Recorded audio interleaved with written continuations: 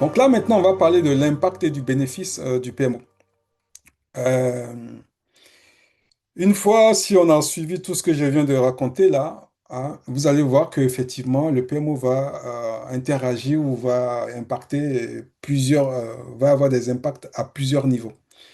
Le premier niveau, c'est déjà le niveau organisationnel, hein. Il va y avoir, grâce à un bureau de gestion de projet, il va y avoir un alignement stratégique des projets avec la vision de l'entreprise. L'entreprise a une vision claire de faire ceci, ceci, cela. On ne fera que des projets alignés à cette vision-là. Donc, il y a un alignement clair et net qui va se faire avec une priorisation des projets. Et quand je dis projet, je mets dedans aussi des programmes et portefeuilles. Grâce au PMO, il va y avoir, comment dire ça, un pilotage, euh, un pilotage fin, un meilleur arbitrage, hein, des priorités. Voilà. Vous avez un bureau qui est là, qui a le mandat, hein, de définir ou d'aider à la définition des stratégies. Ben, en fait, ça veut dire qu'on pourra mieux piloter, on pourra mieux arbitrer le choix de tel ou tel portefeuille. Puisque les portefeuilles, ce sont des portefeuilles qui conduisent, qui permettent, hein, de répondre aux besoins stratégiques de l'entreprise. Grâce toujours au PMO, on va y avoir donc une optimisation des performances et des ressources.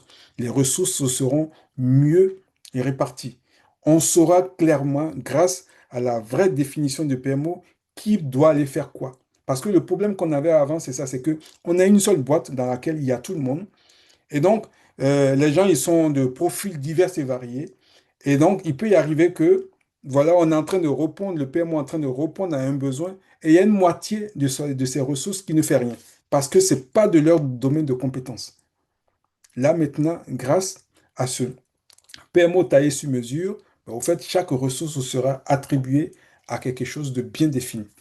Et donc, c'est une optimisation de la performance et des ressources. Donc, ça, c'est sur le plan organisationnel. Il y a un autre impact qui est sur le plan opérationnel cette fois-ci.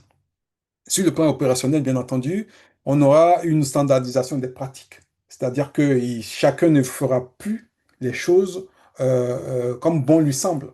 Tout le monde a la même méthodologie. C'est standard. On va y avoir des reportings fiables et visibles, hein. Le management va pouvoir avoir confiance à ce qu'on lui apporte. Et tous les vendredis ou tout à la fréquence qui sera définie, on aura un dashboard fiable qui nous permet d'avoir une vue 360 sur la vie ou la santé, hein, des projets et programmes et portefeuilles de l'entreprise. Toujours sur le plan opérationnel, il va y avoir un support méthodologique des chefs de projet. Voilà. Les chefs de projet qui sentent le besoin de formation vont pouvoir être pris en compte, hein. On sait que les choses évoluent. Il y a certains chefs de projet euh, qui doivent migrer vers l'agilité. Ben, en fait, on va les former à la méthodologie agile, ainsi de suite, ainsi de suite. Donc, il va y avoir un impact opérationnel, quoi qu'il en soit, grâce au PMO. Troisième impact, c'est l'aspect humain et culturel des choses, parce qu'on va devoir, comme je vous ai dit, avec le valuing, on est au plus proche du besoin.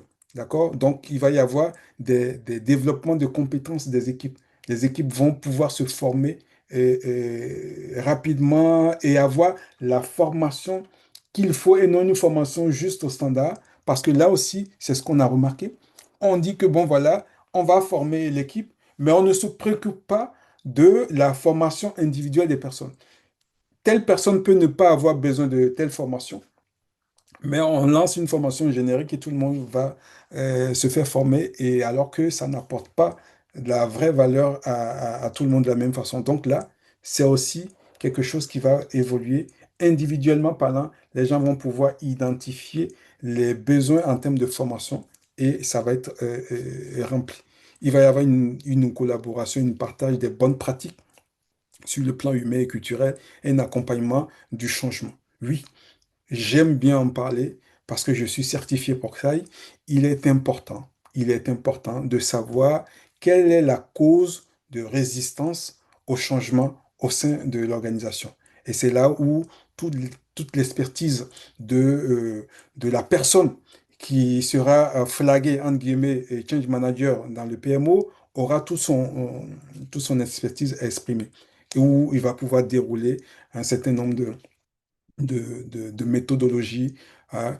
Je prends par exemple le cas de quelqu'un qui est certifié comme moi au Proxa, il va développer la méthodologie ADKAR, où on nous dit qu'il faut d'abord commencer d'abord à, à sensibiliser, hein, les gens qui vont être impactés par une nouvelle, euh, euh, par une innovation, par un changement qui s'opère dans l'entreprise. Il faut les sensibiliser à comprendre le pourquoi ce changement, qu'est-ce que ça va leur apporter, tout cela. À l'issue de cela, voir quel est leur désir, leur volonté de pouvoir euh, opérer, hein. Et puis, grâce à ça, identifier la formation nécessaire qu'il leur faut pour répondre à cela. Et puis, une fois qu'on les a formés, s'assurer qu'ils ont la capacité de mettre en œuvre les choses telles qu'on les a, sur lesquelles on les a formés, et par la suite, pérenniser la chose. S'assurer que ce qu'ils ont appris, ce qu'ils sont en train de faire là, ça va pouvoir se faire continuellement. Parce qu'on fait parfois des formations et où on met en place parfois des changements et on ne se préoccupe pas de de vraiment la mise en œuvre. Est-ce que les gens l'utilisent vraiment, hein, ce changement-là? On a investi fort de grosses euh, sous, de gros montants, je veux dire plutôt, de gros montants sur un projet, et puis finalement, il n'y a que 10% qui l'utilisent réellement. Donc voilà, ce sont des choses que le fameux PMO, nos fameux PMO, ont pour vocation de gommer, et si besoin il y a. Donc ça, c'est l'impact et les bénéfices des PMO.